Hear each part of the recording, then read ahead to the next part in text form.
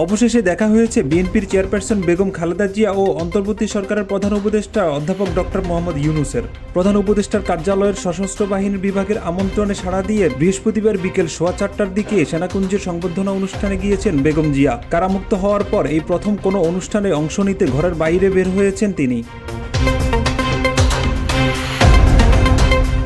সেনাকুঞ্জে পৌঁছানোর পর প্রধান উপদেষ্টা ডক্টর মোহাম্মদ ইউনূসের পাশের চেয়ারে বসানো হয় বিএনপি চেয়ারপারসনকে। এরপর বেগম খালেদা জিয়ার সঙ্গে কুশলাদি বিনিময়ের পাশাপাশি আগমনে গর্বিত অনুভব করেছেন অন্তর্বর্তীকালীন সরকারের প্রধান উপদেষ্টা ডক্টর ইউনূস। অনুষ্ঠানে প্রধান উপদেষ্টা বলেন, শহীদ রাষ্ট্রপতি জিয়াউর রহমানের স্ত্রী খালেদা জিয়া এখানে এসেছেন। 15 বছর তিনি আসার সুযোগ পাননি, তাকে এই সুযোগ দিতে পেরে আমরা গর্বিত। দীর্ঘদিনের অসুস্থতা সত্ত্বেও বিশেষ দিনে সবার সঙ্গে শরিক হওয়ার জন্য আপনাকে আবারও ধন্যবাদ।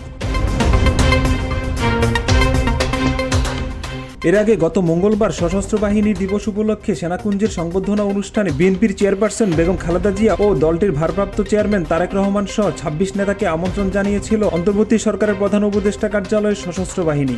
সেই আমন্ত্রণের পরিপ্রেক্ষিতে দীর্ঘ 15 বছর পর সেনাকুঞ্জে গিয়েছেন সাবেক এই প্রধানমন্ত্রী। ডেস্ক রিপোর্ট, সবুজ বাংলা।